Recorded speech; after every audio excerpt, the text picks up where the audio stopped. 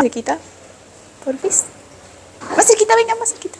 Igual ya es la última clase de todo su día. Más cerquita, más cerquita. Ya, gracias. Bien. Mi nombre es Jocelyn Segarra, soy estudiante de medicina de cuarto año y ayudante de cátedra. Entonces, hoy vamos a ver un poco sobre el aparato reproductor femenino. Principalmente vamos a ver lo que son los ejes y un poco de introducción histológica. Igual ustedes ya vienen de histología, embriología, entonces no vamos a hablar demasiado en detalle. Bien. Si algo no entienden de lo que estoy explicando, me dicen para que se los vuelva a explicar. Listo. Entonces, estos son los puntos que vamos a ver. Ya. Vamos a ver gónadas femeninas, el eje, acciones de las hormonas y el ciclo menstrual. Listo. Ya, entonces primero vamos a ver las gónadas del aparato reproductor femenino. ¿Cuál creen que es la gónada más importante del aparato reproductor femenino? Sí, muy bien. Son los ovarios. Está constituido por las gónadas llamadas los ovarios. Y además van a tener un sistema de tubos que van a ser la trompa de falopio, la cervix, el útero, la vagina. Entonces, vamos a hablar principalmente de los ovarios. Entonces, los ovarios tienen distintas funciones. Por ejemplo, está la oogénesis. ¿Qué entienden ustedes por oogénesis? Muy bien, es como la maduración del ovocito, ¿no? ¿Y cuál será su otra función? ¿Cuál creen que es? Si estamos hablando de este tema de las hormonas y el sistema reproductor, ¿qué cosa haría la siguiente función de los ovarios? ¿Sí? La excreción de hormonas esteroideas sexuales. Y estas van a ser la progesterona y los estrógenos. Ustedes han escuchado de ellos y tienen más o menos esa idea de que en eso se encargan los ovarios, ¿verdad? Listo.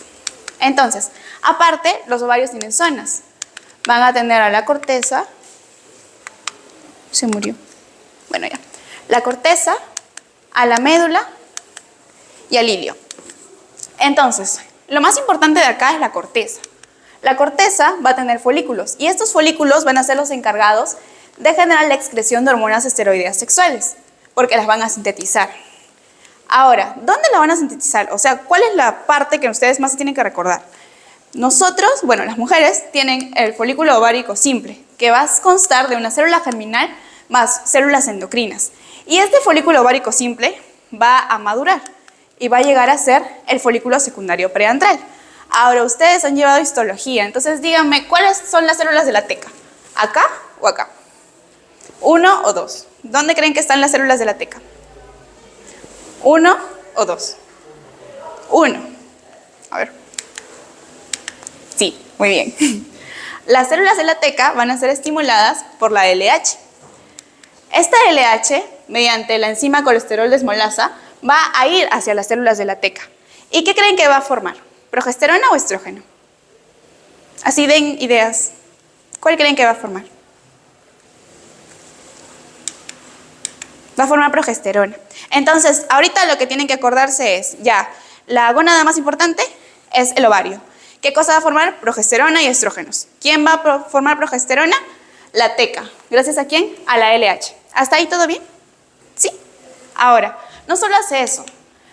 La LH, después de estar estimulando las células de la teca, va a formar androstenediona. Y esta androstenediona va a llegar a unas células, que son las células de la granulosa. Entonces díganme, ¿dónde estaban las células de la granulosa? Si acá están las células de la teca, ¿dónde están las células de la granulosa?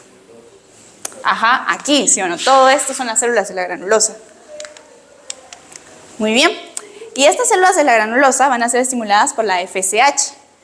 Esta FSH, mediante la aromatasa, va a llegar a las células de la granulosa y van a decirle que formen estrógeno, cuyo otro nombre también es 17-beta-estradiol. Pero no solo eso. En un momento vamos a explicar los ejes, pero no solo va a formar 17-beta-estradiol, sino también va a formar inhibina y activina. Inhibina es como una hormona que te va a decir ya listo, hasta aquí nada más. Y activina te va a indicar ya, mejor sigue produciendo. Entonces, solo tengan esas dos ideas en su cabeza.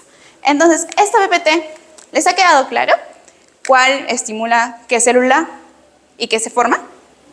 Sí, listo. Ahora, toda esta formación es gracias a que esta estimulación principalmente se da en base al colesterol. Entonces, la primera molécula que va a estar y de cual todo va a partir va a ser el colesterol. Por eso está aquí en una esquinita. En general, en el curso van a ver como grandes esquemas con muchas palabras. Entonces, lo que quiero que quede en el introductorio es que se acuerden bien qué hormona estimula a cuál célula y qué es lo final que se va a producir. Porque, por ejemplo, yo estoy en medicina interna y la verdad al final lo que más importa es que se acuerden esto. Entonces, por eso ténganlo en su cabeza, ¿sí? Ahora vamos a ver los ejes. Entonces, ustedes ya han escuchado y han tenido clase de endocrino, o sea, de hormonas, de fisiología endocrina. Una consulta, disculpe, la diapositiva anterior, cuando decía que la progesterona proliferan células de la teica quienes la originan, y entonces la granulosa, cuando dice que origina 17 beta-estradiol, ¿ese es el estrógeno principal que produce? Sí, solamente que depende de la literatura, lo vas a ver como 17 beta-estradiol, pero tú considéralo progesterona y estrógeno. Y en cambio los estradiol es un intermediario. Exacto, es lo que ha estimulado, o sea, la LH ha estimulado las células de la teca para formar androstenediona, y esta androstenediona va a estimular también las células de la granulosa. Lo que te está indicando es que las hormonas no trabajan por separado. No es que yo hago una cosa, tú haces otra. No, todas están interrelacionadas. ¿Sí? Listo. Ahora vamos a hablar sobre los ejes. Pero para eso les voy a hacer un ejemplo. Ya. Los ejes son prácticamente un caminito por donde van a ir las estimulaciones. Entonces, por ejemplo, digamos que ustedes tienen sed. Ya. Lo primero que les va a aparecer en su cabeza es que quieren tomar agua, pero ahorita no están tomando agua. Solo han tenido esas ganas de tomar agua. ¿Hasta ahí están conmigo? ¿Sí? Listo. Ahora, se acercan y toman agua. ¿A ustedes se les va la sed en el primer momento que están en contacto con el agua o después de un ratito? Después de un rato. Cierto. Ya, algo así. Ahora, cuando ya toman suficiente agua, ¿quieren seguir tomando agua o ya se detienen? Se detienen, ¿cierto? Ya, algo así es el eje. El eje es como... El eje se da cuenta, o tu sistema se da cuenta que necesitas algo y te lo da.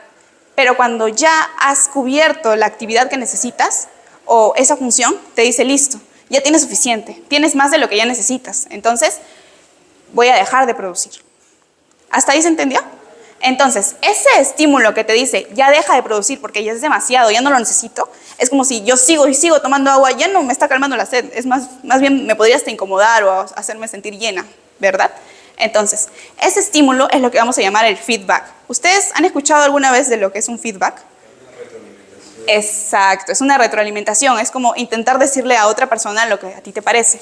En el sistema endocrino, el feedback es eso, es una señal que se manda desde la hormona hacia las glándulas que en primera instancia mandaron las señales para que se produzcan. Entonces, generalmente es negativo, lo que quiere decir que van a avisar que ya paren, que se detengan, que ya es suficiente. ¿Está bien? ¿Hasta ahí se entendió lo que es un eje? Entonces, generalmente es negativo. Generalmente la última hormona, que es lo que tú buscabas, te dice, listo, es suficiente, ya basta, ya no quiero más. Entonces, generalmente va a avisar que se detenga. En el caso del aparato reproductor femenino, vamos a tener el eje hipotalámico hipofisiario enfocado en la hipófisis anterior y en los ovarios. Entonces, ese es lo general. En un eje, el hipotálamo, como ustedes han pasado anatomía, saben que tiene varios tipos de hormonas y núcleos. Entonces, dentro de estos va a llegar las señales y estas van a formar hormonas liberadoras. Estas hormonas liberadoras van a cruzar los caminitos y van a llegar hasta la hipófisis. Después, en la hipófisis se van a formar hormonas y estas hormonas van a ser las encargadas de llegar hacia las glándulas. Entonces, después de llegar a las glándulas, estas glándulas van a ser las que finalmente van a formar las hormonas que necesitamos. ¿Ya? Este es como un esquema general para ver lo que de verdad vamos a tomar en cuenta en el sistema reproductor. ¿Pero se entendió lo que es un eje? ¿Se entendió que es un feedback? Ya. Es importante que lo entiendan porque en el sistema reproductor femenino es el único en el que no se cumple en un pasito lo de los feedback. Y viene en su examen, entonces por eso. Listo. Como conocen y vamos a ver más adelante, hay 3 fases, o bueno, 3 puntos más importantes en lo que es el ciclo menstrual. Está la fase folicular, la ovulación y la fase lútea. Las han escuchado un poquito quizá en, no sé, anatomía o cuando se estaban preparando. Ya, listo. Entonces, el eje es hipotálamo, hipofisiario, ovario. En el caso de la fase folicular, las señales del hipotálamo van a liberar la hormona liberadora, que en este caso va a ser la GnRH, que es la hormona liberadora de gonadotropina. Gonadotropina, o sea, gónada. ¿Sí? ¿Se entiende? Por eso es GN. Listo. Esta va a ir hacia la apófisis anterior, Porque aquí es donde se ubicaba la LH, la FSH. Después de que está aquí, va a decirles, liberen LH, FSH. Y esta FSH y LH se van a dirigir hacia el ovario. Y le van a decir, produce estradiol, o sea, produce estrógeno. ¿Listo? Cuando ya hay suficiente estradiol, el estradiol va a avisarle a la hipófisis y al hipotálamo que se detengan. Es decir, les va a hacer un feedback negativo. ¿Se entendió? Listo. Ahora, cuando es la fase lútea, el hipotálamo va a mandar de nuevo la hormona liberadora hacia la hipófisis anterior y va a decirle, formen FSH, LH. Y va a ir hacia el ovario, pero ahora no va a formar estradiol, sino va a formar progesterona. ¿Está bien? Entonces, en la fase folicular es estradiol, en la fase lútea es progesterona. Y esta progesterona, cuando ya hay demasiado, también va a decir, ya, listo, para. Ya no quiero que me produzcas en mayor manera. Entonces le va a mandar un feedback negativo a la hipófisis y al hipotálamo. Y se va a dejar de producir. Listo. Pero ¿qué pasa? ¿Qué es tan extraño del sistema o el aparato reproductor femenino? Es que hay una sola parte en la que no se va a cumplir eso. En la que la hormona va a decir, sigue, sigue, sigue, sigue, porque tiene una función importante. Y es en la ovulación. En la ovulación es en el único proceso en el que va a haber un feedback positivo. Lo que quiere decir que la hormona va a seguir pidiendo que se siga produciendo. ¿Está bien? Entonces, si yo les digo cuál es el único momento en el que hay un feedback positivo, ¿qué me van a decir? ¿Qué? En la ovulación. Muy bien. ¿Sí? En los demás es deténganse, en la ovulación es continua. ¿Y por qué? Lo vamos a ver más adelantito, pero ya. Entonces, en el hipotálamo llega la señal. Esta señal libera una hormona. Y esta hormona va hacia la hipófisis anterior. Después libera FSH, LH y llega al ovario para producir estradiol. Y este estradiol lo que quiere es que el óvulo salga, o sea que se produzca la ovulación. Y para eso necesita mucha energía, necesita mucha cantidad de hormona. Por eso no le es suficiente la cantidad de hormona normal. Entonces, por eso, hasta que se logre liberar, va a seguir y seguir pidiendo que se produzca la hormona. Por eso se dice que hay un feedback positivo. O sea que indica que no se detenga la producción. ¿Hasta ahí se entendía? ¿Sí? Ya, listo. Entonces, ¿qué se entendía por un eje? ¿Qué cosa era lo que entendían por eje? ¿Alguien me podría decir? Trazar el camino de cómo se produce una hormona, donde nace la señal de control también, ¿no? Para que esta se produzca y todo el camino que sigue, ¿no?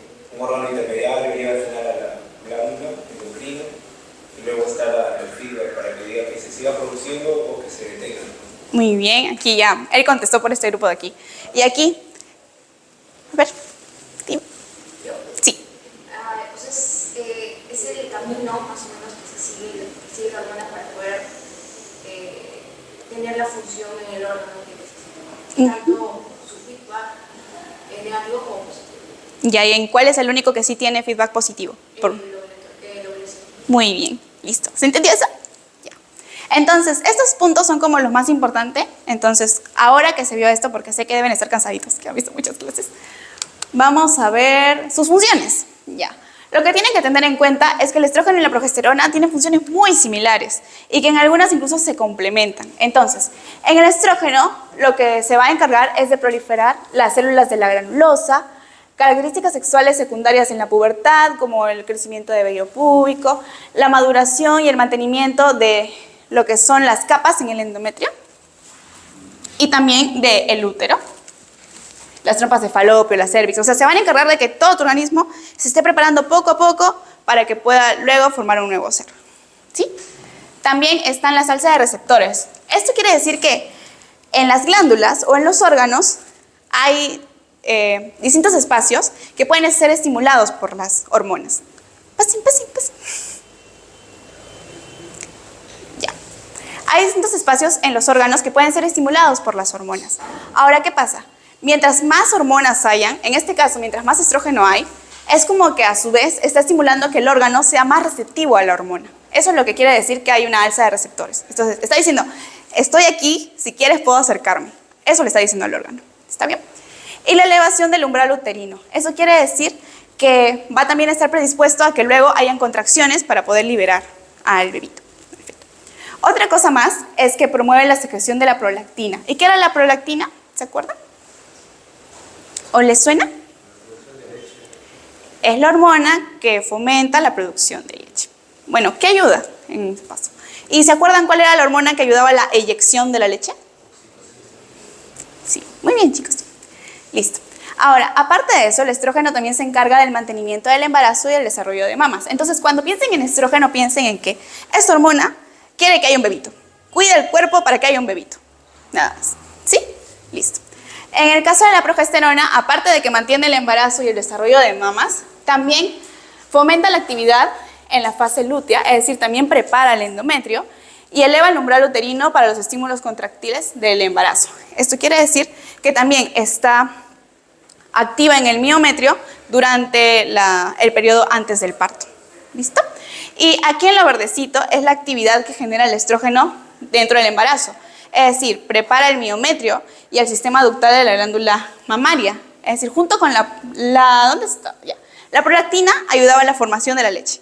Pero para que haya buena formación de leche, los ductos que están dentro también deben estar bien desarrollados. Y en eso participa el estrógeno. Luego te dice, aumenta la contractibilidad uterina. ¿Por qué?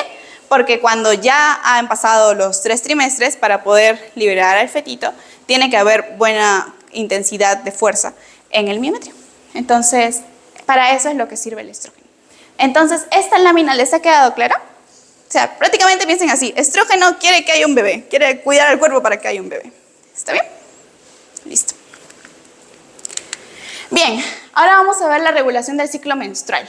Entonces, hay distintas fases en el ciclo menstrual. Están la fase folicular, la ovulación y la fase lútea. La fase folicular es la fase variable y la fase lútea es la fase constante. Quiere decir que una va a tener sí o sí cierta cantidad de días, mientras que la otra no. ¿Está bien? En la fase folicular también se le va a llamar la proliferativa. Es donde el endometrio se empieza a recubrir y empieza a querer aceptar, o sea, está generando un ambiente propicio para que llegue el óvulo y se pueda fecundar adecuadamente. Entonces, ¿qué necesita un endometrio? O sea, ¿qué necesita un lugar para poder tener vida? Necesita mayor cantidad de sangre para que haya mayor cantidad de nutrientes. Por eso aumenta la vascularización. Necesita que llegue mejor calidad de espermatozoides, necesita que llegue mejor calidad de sustancias. Por eso incrementa las glándulas, crecimiento glandular. Y además necesita que el pase de sustancias sea más fácil. Por eso el moco cervical se vuelve acuoso. Es decir, que entre comillas es como que vuelve a todo el espacio más resbaladizo para que puedan llegar mejor los espermatozoides. ¿Entienden? Entonces, eso es lo que se tiene que ver en esta parte de aquí. Mejorar el espacio para que pueda estar ahí el óvulo. ¿Listo? ¿Se entendió lo que es la fase folicular? ¿Para avanzar? Ya. ¿Qué pasaba en la ovulación? ¿Qué les dije que pasaba en la ovulación? Muy bien, el feedback positivo. Entonces, en la ovulación, que es 14 días antes de la menstruación, lo que se va a hacer es que el eje va a decir, sigue produciendo hormonas, incrémentalas todas las que puedas. ¿Ven? Por eso es donde hay picos de hormonas. Entonces, justo ahí se va a romper la pared y va a liberarse el óvulo. ¿Está bien? Entonces, era por esa razón que no querían que se detenga la producción de hormonas, sino que las pedían que se liberen para que puedan romper lo normal y que se libere el óvulo. ¿Hasta ahí todo se entendió? Listo. Entonces, después de la ovulación viene la fase lútea. Y la fase lútea también es llamada la fase secretora. Aquí es como que el útero ya se deprimió, dijo, me he esforzado por las puras, entonces voy a empezar a cambiar todo lo que hice. Yo había mejorado mi vascularización, había mejorado las glándulas, incluso había tapizado todo para que puedas pasar bien, lo voy a cambiar.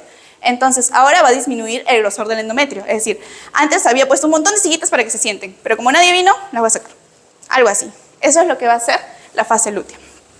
Ahora, ¿qué va a hacer también? Va a incrementar la temperatura, el moco cervical va a cambiar. Díganme, ¿por qué les había dicho que el moco cervical tenía que ser acuoso?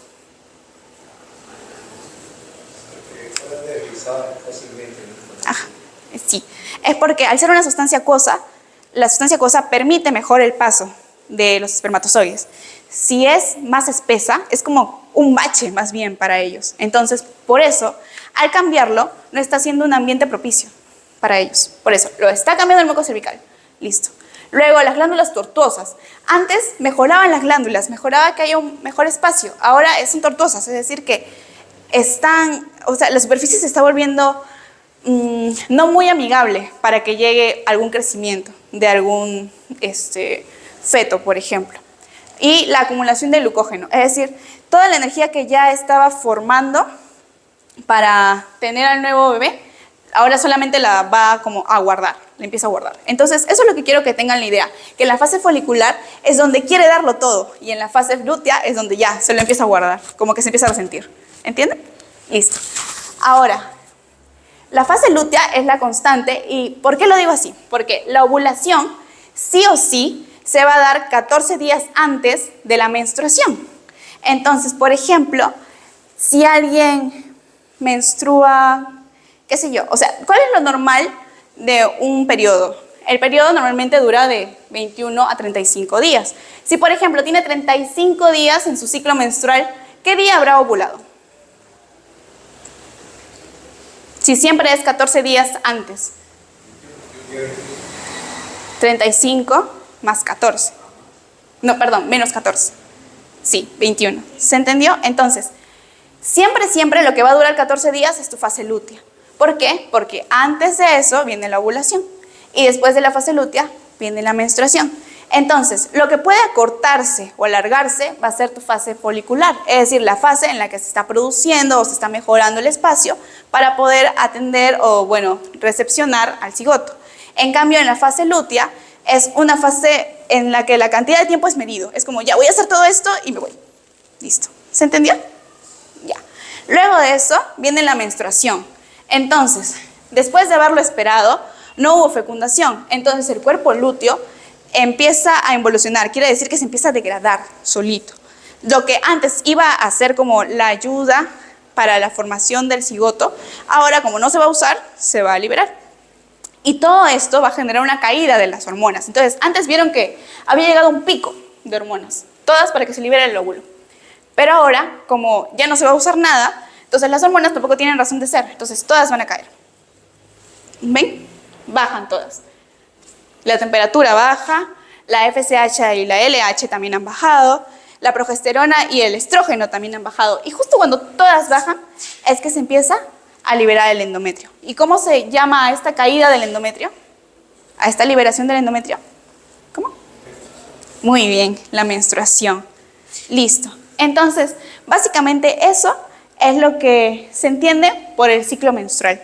O sea, fases en las que toda esta pared va a ir cambiando y va a ir cambiando debido a la producción de las hormonas. Entonces, si yo me pongo aquí, ¿qué diré? ¿Qué hay aquí? ¿Qué es? Con los picos de FSH y LH. Muy bien, ¿y para qué necesitaban esos picos? Ya, aquí ya respondieron, aquí, los del fondo que han estado atentos.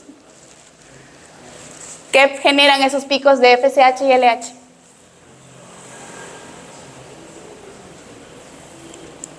Aquí. ¿Qué generaban los picos de FSH y LH? La liberación del óvulo. Muy bien. La liberación del óvulo, la ovulación. ¿Ya? Entonces, recuérdense, ovulación es la parte más álgida, donde todo está más elevado. La LH y la FSH están hasta arriba. ¿Y qué pasará si todo baja? Si todas las hormonas bajan, ¿en qué fase voy a estar? En la menstruación. Muy bien. Y si yo digo que estoy en el día, no sé, ya, que hay una persona, una paciente que tiene su periodo el día el día 30. ¿Qué día ovuló? ¿Qué haríamos para saber cuándo ovuló? Muy bien, se le resta 14. ¿Y por qué se le restaba 14? ¿Cuál era la fija? La fase lútea era la fija, ¿verdad? ¿Y para qué servirá eso? Bueno, para que en las consultas tengamos una idea de cuándo es que más o menos ha ovulado, y si una pacientita viene diciendo que no tiene su periodo después de tantos días, ustedes piensan y les hacen sus preguntas de cuándo fue su última relación sexual, o si tuvo problemas, o si capaz tiene algo que altere su endometrio o algo que altere sus hormonas. Por eso es importante recordar cuál es la parte constante y cuál es la parte variable. Listo. Entonces, ¿hay alguna duda acerca de esto o de lo que acabamos de mencionar? Una pequeña duda. Hace rato mencionaste, el estrógeno y la progesterona, que supuestamente actuaban en conjunto, ¿no? Porque ambos como que preparaban acá, justo en esta diapositiva. Pero a la vez en el otro, en el ciclo menstrual, se ve que en la fase folicular hay el que predomina es el estrógeno, ¿no? En cambio en la fase lútea, quien predomina la progesterona, entonces ahí más bien como que pareciera que uno, el estrógeno es como que lo prepara, ¿no? Y el otro, la progesterona va bien, está como que detiene o algo así, pero sí. Ya. Mira, ¿te acuerdas qué mencionaba acá?